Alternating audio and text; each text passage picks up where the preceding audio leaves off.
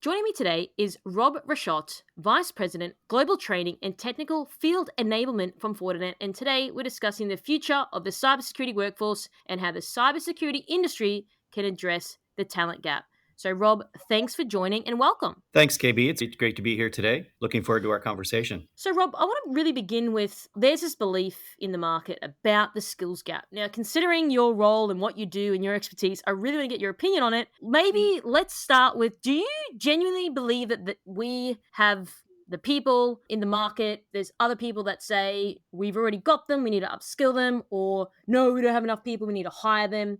There's just so many varying opinions. So I'm really keen to get your view because this is your area of specialization. I definitely do believe that there's a skills shortage. You mentioned this idea that we've already got the people and we just need to be upskilling and cross training and so on. I mean, that's part of the solution. But there's a huge skills shortage out there. I think sometimes what does cause a lot of confusion is that people new coming into the industry, sometimes it's difficult for them to find roles, and so they question whether this skill shortage is really there because they can't find the jobs. Part of the problem is a lot of the jobs are not entry level jobs, so that can create a bit of confusion as to whether the gap is really there. One thing that's really important, I think, in these types of conversations, though, is the terminology that we're using. We hear people talking about skills gap a lot, and that term is used pretty pervasively when we're talking about this. And I really like to differentiate when we're talking about these things between the skills gap and a workforce gap, because the skills gap conversation is entirely different than the workforce gap. And I think that's really what we're talking about here is a workforce gap. I'd be happy to talk about the skills gap as well, but I think they're two different conversations. Okay, so great point. So just so we're aligned, so workforce gap meaning the number of people, and then the skills gap is obviously upskilling people and the right set of people, etc. Is that what you mean by that? Well, no, what I'm really talking about is the workforce gap being we see these numbers thrown around, very, very large numbers in the millions of cybersecurity jobs that need to be filled. And to me, that's the workforce gap. And upskilling is part of that. When I'm talking about this skills gap, there's a lot of jobs out there where the title might not be cybersecurity, but the role requires a pretty good understanding of cybersecurity. And that's where there's a lot of additional things that need to happen to make sure that those skills gaps are closed for people that aren't necessarily in a cyber related role. So we're talking about developers. I mean, any web developer that's out there today needs a primary understanding of cyber and how to develop secure code. And so that's a skills gap issue, not necessarily a workforce gap issue. And that's really what I'm talking about. So the skills gap issue is massive because as we know, cyber's gotten to the point where cybersecurity is everyone's job now, not just people that have cyber in their job title. But the upskilling is definitely a key part of this workforce gap. But there's a lot more to it. I think even if we were doing all the upskilling that we needed to do, there would still be a huge gap in the pipeline of candidates that we need. So when people, and what I mean by people is people at conferences, people on LinkedIn, etc., saying, "Oh, there's a skills gap." Do you think that they are referring to what you mentioned around the workforce side of things when they're people sort of throwing these terms around? Because maybe it's the terms that are being used interchangeably that people are getting confused on, which is why there might be a variance of opinions. It may be, and I think you're right. I think people are using that term skills gap very generically, but I think they're often talking about the workforce gap when they say there's 3 point whatever million jobs in cyber. I mean, that's a workforce gap. It's even much bigger than that. But I think you're right. When people are referring to on LinkedIn the skills gap in cyber, I think they're talking about those cybersecurity jobs. And I do believe that gap is there, and I think it is as significant as people are citing.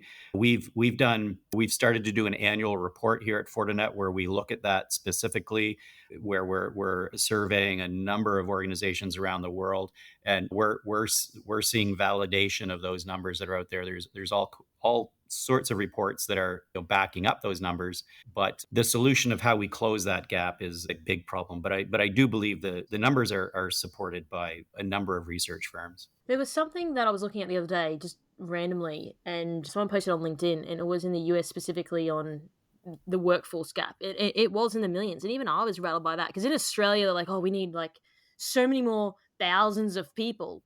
But then it's like, well, where are we going to get these people from? Which I Mhm. guess, which you alluded to before, that's the problem. So you say that the cybersecurity industry can work to shrink the skills gap in a variety of ways. That is what I want to focus on now because you just made that previous point. How do we go about doing this? Because the reason why this is really important is for the last decade I've been in this space, this conversation has not changed. I think we have moved the needle, but more needs to be done. So I really want to get into this and I really want to hear your view. Yeah, and you're right. We haven't moved the needle. I mean, it's moved a little bit, but really hasn't. And I think there's a number of things that can change to move the needle, but there's a lot of work to be done. So some of the things that I think are fundamental to making this change, we've been talking about upskilling. That is absolutely critical. I attended the World Economic Forum Growth Summit a few months ago, where they were talking about the future workforce, not just in cyber, but globally, and talking about the percentage of jobs that are going to fundamentally change in the next 10 years. And so upskilling is critical to that. Again, not just in cyber, but within industry across the board. We've got to start to upskill. We've got to start to look at providing portability so people can move within organizations. So that's a big part of it. And certainly within cyber, there's a lot of careers that are very transferable into cyber. So a lot of IT engineers and professionals and so on could be upskilled and cross-trained and so on to come into a cyber role. So in a lot of cases, that can also be seen as career progression, which can have a lot of additional benefits as well. So that's definitely part of it. And there's a lot of organizations that obviously have very structured upskilling programs, but I think it needs to become part of our new culture with a new workforce. Some of the other things, looking at typically underrepresented pools of candidates, veterans is a big one. And we could talk about that for a long time, but I think there's a lot of skills that people in military careers can bring to the table within cyber that are very, very valuable. Skills that people are just not going to get through a university program, being able to work under high pressure, being able to work in very unsettling situations and so on, being able to understand what needs to be done when a breach happens. So there's a lot of skills that those folks can bring to the table. And we need to find programs and ways to be able to bring those folks as they transition into a civilian career, bring them into the cyber field and leverage those skills that they have. Now, a lot of the times that can be achieved directly with veterans or through organizations that are representing veterans, but other groups as well, looking at organizations that are representing women in cyber, looking at economically disadvantaged groups and so on. I think there's a lot of candidate pools out there that if we look at linking with our corporate social responsibility programs, we can use those as ways to achieve corporate social responsibility and at the same time open up pools of candidates that we haven't been looking at previously. And another area that's actually very close to my heart and something I'm very passionate about is we need to get away from this idea that a university degree is a baseline. There's an awful lot of organizations that are still of that mindset that if candidates don't have a university degree, then they don't make it through the first gate. I think a lot of recruiters are really selling themselves short, and they're really missing out on a great pool of candidates that didn't necessarily go that route. Veterans are actually a very good example of that, where veterans, in a lot of cases, will not have a university degree, but have an incredible amount of experience they can bring to the table. There's a lot of very, very skilled younger folks out there that have been completely self taught and maybe economically just university hasn't been an option for them. So I think we really have to break down that barrier and start to realize that all of these cyber jobs out there do not necessarily need a university degree. I certainly wouldn't want to talk about a university degree not being necessary. There's lots and lots of roles where that's critical. but it can't be a gating factor when we're interviewing people. Those are some of the areas that I think we can work on to just change the recruiting culture and really widen the scope of the candidates that we're looking at. Excellent. Look, there's so many things in there. My mind's like blowing up with what stuff that you're saying. I'm just going to ask you, do you have a university degree or college degree? I do. I went back to school actually much later in life, but I started out my career without a university degree. And maybe that's close to my heart, but I think I have a lot of people that I've with over the years. I have a lot of people on my team who are self taught, and they bring an awful lot to the table in terms of just creativity and lifelong learning. And I think our education system is changing dramatically, where I think universities are also starting to realize that they need to be providing more than just degree programs. I don't have a degree. And the reason why I bring this up is earlier in my career, before I got into, I was in tech before that, before I jumped across or ported in your terms to cyber. Someone asked me, like, "Well, what did you do at uni? Like, where did you go?" And I said, I don't have one. And they seem really rattled by that. And it hasn't held me back. And I probably may take a similar path to you on going to university. But it was just something to bring up because you make a great point before. I do think that people aren't getting the jobs or even a look in the door if they don't have a university degree. I'm looking at a job description right now and it says university degree for a very senior role, and I kind of get it, but at the same time, and you're probably the same, getting in front of people is very different to like what you would have looked on paper like when you're first starting out. So this is the Right. part where I'm really questioning, because large corporations are getting thousands of CVs or resumes through their door. Some of them are using AI. So if you and I, back when you started your career, you and I would just be knocked out straight away because we don't have that. That's the part I'm really interested in, because cybersecurity is way more than just a degree. How you think. Are you curious? Are you asking questions? Are you staying on your game? You don't just put your feet up every day. I don't know if you have any thoughts on this. I'm just seeing a lot of this. And then people saying, well, there's all these big numbers, KB, the ones you told me before, 3 million people, but I can't get a job in it. So this is where I don't kind of get the arguments that are being had out there when people are trying, but they're getting knocked back because they don't have a university degree. Yeah, I think to some extent, I understand where it's coming from. I think one of the issues is, and this is something that, again, we're doing a lot of work right now at the World Economic Forum on trying to really start to identify what should job roles be in cybersecurity? What should the lexicon be when we're describing what a cybersecurity role is? And because none of that really exists today, there might be a little bit of it, but I mean, let's face it, this is still a pretty new industry. Because none of that exists today, it makes recruiting incredibly difficult. So when our HR departments and our recruiters really don't have a good idea of what are the requirements that I'm really looking for. We need to hire someone that's going to be this cloud security architect, and I really don't even know what that means. The hiring manager has put together some job description and I don't understand a lot of what's on there. It makes recruiting really, really difficult when you compare it to a more mature job function.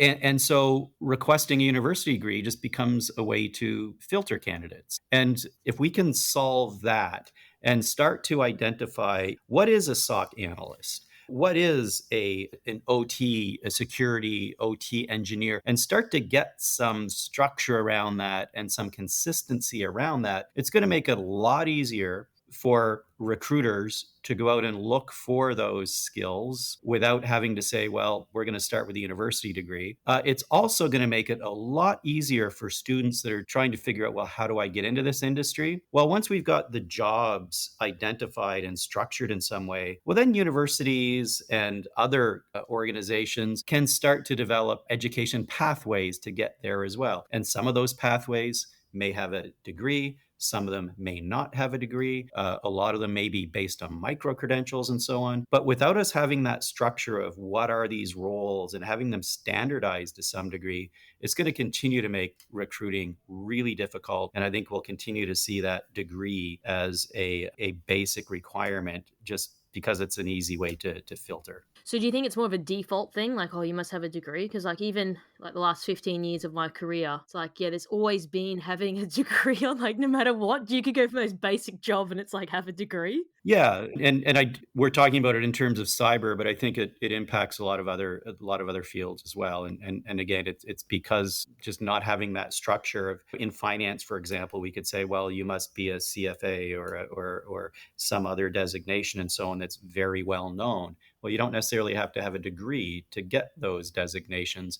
So it really opens up the door to looking at a number of different candidates with and without degrees. We just don't have that in cyber yet. We'll get there. It's still a pretty, as I said, it's still a pretty new industry from a career perspective. So how do we get there? And you mentioned before identifying the roles, which I agree, and then having that structure. So how do we start to mobilize towards getting there from your point of view? Well, I think a lot of things are happening, and I think the right things are happening. I don't think it's going to happen overnight, but I think we need really strong partnerships between government and industry and academia. And we're seeing that. There's a number of different organizations that are working together on trying to standardize these things. There will be a document published next year from World Economic Forum and a lot of the organizations that are involved in this research right now around what is the lexicon that we should be using. And then that will hopefully translate into some standardization around titles and job roles. And then with the academic sector also involved in this research, that will hopefully result in education pathways and so on. But it's going to take a while to get there for sure. So, but I think the work is started. We're seeing a lot of governments as well. The White House in the U.S., for example, just about a month ago, released their strategy on cyber workforce and education, and a lot of what's behind that talks about these very things as well. So I think there's a lot of things happening, but it's going to take a while for all that to gel and for the right entities to be working together. It's definitely partnerships. There's this government, academia, industry partnership is critical in making this happen. Okay, I want to focus now on recruiting. Now, I have spoken to one or two recruiters, I think, on this show, maybe about other things, more about EVP and retention. But I want to share an example with you. This is a real example that I have faced in my career and want to hear your thoughts on it because this is pretty apparent. And I'm like, obviously, not all of the things that I'm saying in this example was what happened, but I'm obviously, redacting some of the things. So, we have an example of you are a technical manager in a large enterprise and you're looking to hire someone. The policy is that you have to go through your talent acquisition partner or manager, who then may use a preferred supplier who's on the recruitment agency to find the candidate. So there's a lot of people in the chain, as you know, which would mean that there may be varying opinions on who the right candidate is. I want to hear your thoughts. If I bring it back to the example,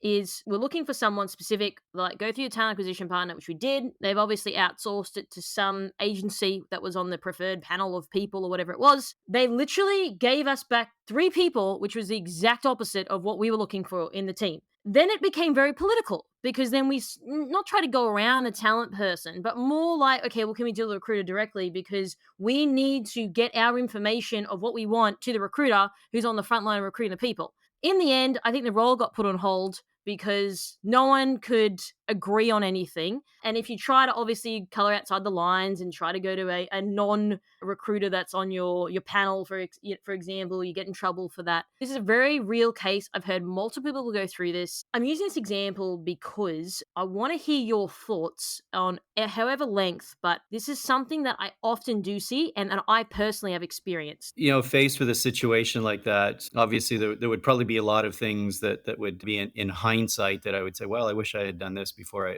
I started down this path. If I knew ahead of time that this is what I was going to be facing, one of the things that I would recommend is to really start to put together job descriptions where we've said we don't want to necessarily have a university degree as a starting point, but that may or may not be required. But I think industry certifications can be a big factor there in helping identify candidates. So rather than just saying generically, well, we're looking for someone that has an engineering degree or a cybersecurity degree, because they're not typically very standardized. But if the technologies that the people are going to be using, most vendors have certification programs.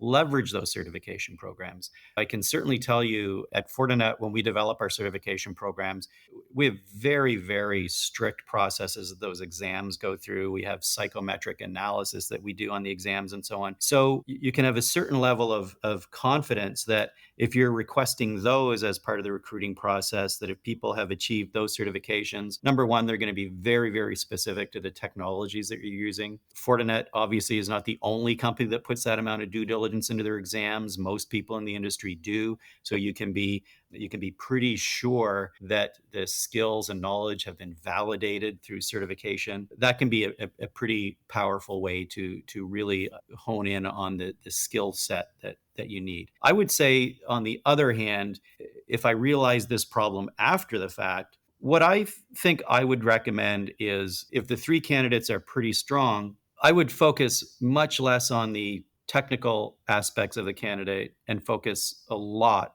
on the soft skills aspect of the candidate. A lot more practical to teach the technical aspects than it is to teach the soft skills aspects, or I shouldn't even say teach the soft skills aspect, but to try to ensure that someone's going to have those characteristics in the role. And in so many cybersecurity roles, having those soft skills, as you mentioned previously, are they curious? Are they lifelong learners? We know cybersecurity technologies are going to continue to change year after year after year. So someone that is a lifelong learner, that's got to be a core attribute of a lot of people in cyber. So I think that would be my advice in that situation, is to focus in on those soft skills if you can. And if the technical skills that are being brought to bear through the recruiting process are not what you need, much easier to teach those than the soft skills. And look, in that chain of command, the hiring manager, the talent manager, and then the recruiter on the agency side, everyone's probably got a bit to blame in that. But now I want to focus more, and you sort of raised it a few times about the recruitment. I am not a recruiter at all. I don't know much about it. I'm just curious to know, do you think that maybe the shift could be how the recruiters are asking the right questions, like what we just talked about, the curiosity, the this, the that. Maybe, and I'm not generalizing people. I'm just trying to understand how we can make sort of micro steps to getting towards a better outcome. Is it that they need to change the questions that they ask the candidates, which maybe some of them are more generic on the university degree and all of that? Like, it's how they are approaching the candidate, which can uncover some of hidden gems that are out there. I think if I go back, and using me as an example, because the only one I can really think of off the top of my head is, on paper, back in the day, it probably wasn't great, but when I got in front of someone and the right person was interviewing me, I used to get the jobs. Sometimes I found with certain people who just went run of the mill and here's a list of questions, I didn't get the job because I probably didn't fit the bill. And I remember someone very senior in an organization said, I hired you for talent and capability. And so then I think, how do we inject hiring people for talent and capability into the recruiter on the front line, asking those questions to get the right talent and capability into the organization? Yeah, I think there's two thoughts that I have there. I think recruiters generally are very good at identifying people with talent and soft skills and so on. And if we can leverage our recruiters to do that, because I think hiring managers are probably not very skilled at going out and asking the right questions to figure out whether someone's creative and collaborative and so on. But recruiters quite often are very, very talented at doing that. And that's certainly not something that is unique to cyber in any way. So if we can have our recruiters really focus in on that part, but then the other part of the responsibility here, I think, lies on the hiring managers, who really need to start to put more time and effort into the job description. And not just the job description. Hiring managers have to realize that they're not just writing the job description for their own purposes. They're writing the job description for the recruiter.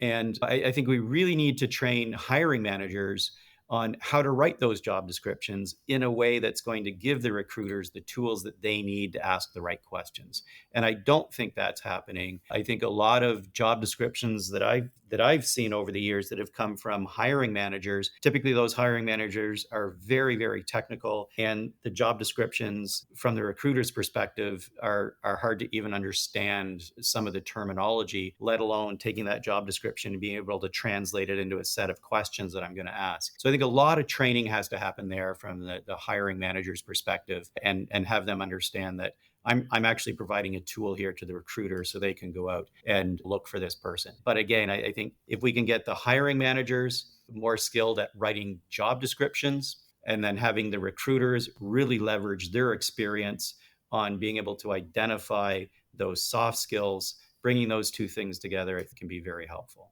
And I think you're right. And I've absolutely heard these examples of, yeah, but the hiring manager has never hired anyone in their life. Didn't write, they wrote like two sentences for a job description. It's too technical. But then as the recruiter, they're like, well, if I try to go to the hiring manager, and then obviously it comes a bit political, right? So you mentioned before writing for the recruiter. How do you do that? Or what are some of the strategies that you would employ to getting people to start doing that? Well, there's a lot of things that we can do. I think in most companies, there's going to be hiring managers that are more skilled at that than others, and I think it's become somewhat incumbent on HR to identify those people and leverage those people to transfer those skills to other hiring managers as we would with other skill sets. AI, a great tool for this type of thing as well.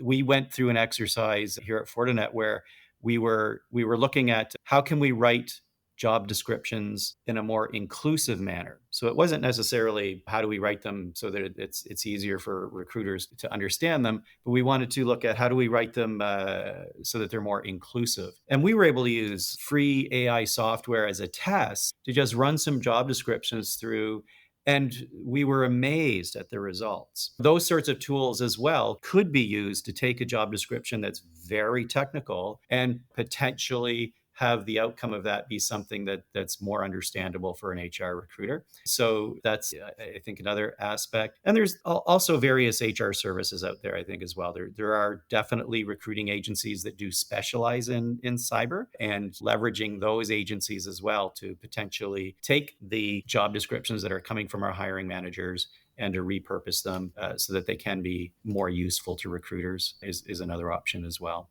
So just go back a step. You mentioned before that we had really great results. What were some of the results after doing this exercise? Well, when I say results, I'm talking about just so we were going through a pilot test here. So when I say results, it wasn't results in terms of hiring and our the actual numbers. We weren't looking at that. There was just simply a pilot test. But what when I say results, we were very, very impressed with the results, the output of the job descriptions that we took, put it through AI, and came up with a job description that was much more inclusive and just read in a much more inclusive way, in some cases in a very subtle manner. And we were looking at actually purchasing a package to do this, and found that no, there's open source AI software that can do a pretty good job.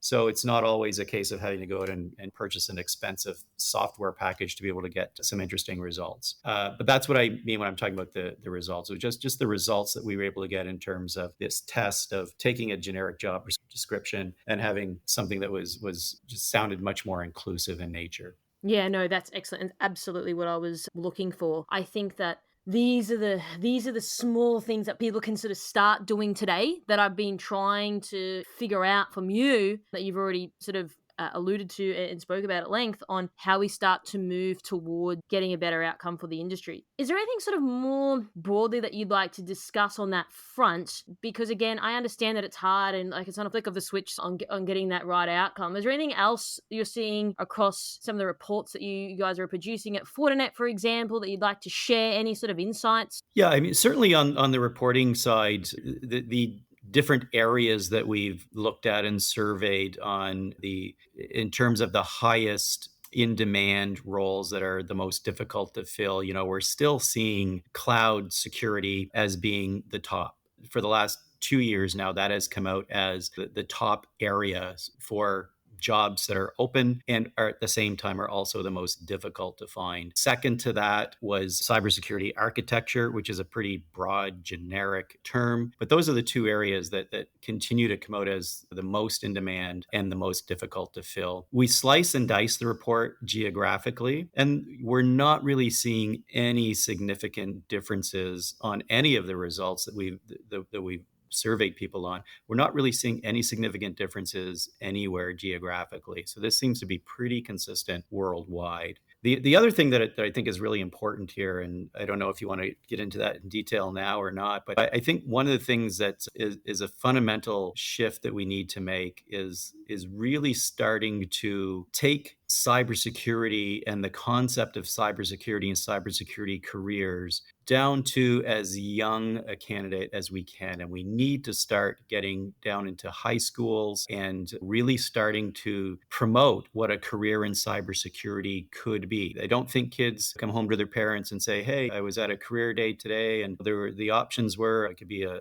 spaceman or a fireman or a cybersecurity analyst. That just doesn't happen. We have to get to the point where kids are looking at it as a career. Until we get job roles defined much better than they are today, that's not going to happen. But I think what we've found is we've focused a lot on partnerships with academia. We have over 500 academic institutions that are Fortinet partners. But if we're getting to kids in the university years and starting to convince them about a cyber career at that age, we've missed the mark. We need to be getting them excited about cyber well before they get to the university level. And again, I think if we do that, then we can also start to promote this idea that if you're interested in a role in cybersecurity, a 4-year degree program is one of the ways to go, but there's all sorts of other ways to go as well. But getting that conversation started at a much younger age, I think, is something we need to do. Do you think as well that as children, and maybe even I was in this bucket, we've been influenced by Hollywood and movies and, like you said, the spacemen, the firemen, all that type of stuff, and maybe this hasn't been enough. I mean, this is just an example, but I'm just trying to base it off something of, okay, there's like Mr. Robot and a few other ones, but there's nothing really that's out there that's like, oh, there was a female doing cyber. I want to be more like her. I'm putting my mind in the how I was as a kid, and that's probably why people want to work in PR and fashion, or that's what you see in the movies. It's glorified. Cyber's not. So how do we start to Yeah, change yeah. that narrative? No, you're absolutely right. Now, how we go about changing that narrative is a long road as well. But some of the areas where we're seeing some great things going on are there's so many cyber challenges happening that are being sponsored by different organizations. You know, we sponsored one that was being put on by MITRE this past year, where they went out to many different schools to launch these cyber challenges, and I think that's a great way to get things started. That can go a long way. We also sponsored a conference last year, and we'll sponsor it again this year, on women in cybersecurity. And one of the things that they did that I thought was fantastic. So the conference was about 3,000 people. And every attendee who was a paying attendee, the organization also invited a female student to attend the conference as well. So it resulted in this just amazing culture of these 3,000 women that were there to talk about cybersecurity and cybersecurity careers. And what it did was it took all of these members who are women in cyber, and many of the younger kids that came now had mentors afterwards. And those are the sorts of things that I think can be really powerful and very specific to help get that type of activity started. Wow, that's incredible. And it's just multiple companies like yours out there doing these things to bring the more awareness to these are careers. Because you're right. I mean, the only reason why people even started paying attention to cyber is like because I was friends with you, Carissa. I'd never even thought about it before. And your whole existence evolves around it. So I think yes, there's influence, but again, like I'm only one person, and then it's everyone doing these things on their own accord to bring the overall standard up. So, Rob, is there anything specific you'd like to leave our audience with today? Any final thoughts or closing comments? Yeah, I think in summary, I'd say the key to all of this is government, academia, and industry working together. This is a very young industry that needs to mature a lot from a career perspective. There's a lot of great things that are happening, and you can see all of that starting, but it's a long way out there.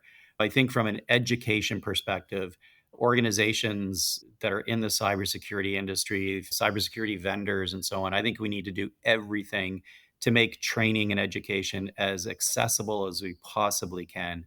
For anyone that's out there listening, Fortinet, we make our entire catalog of curriculum free for anyone that wants to sign up online and go and take any of our courses. And I think we really need to take that approach and really look at cyber training and education as something that we can just get out to as many people as we possibly can and just break down the barriers.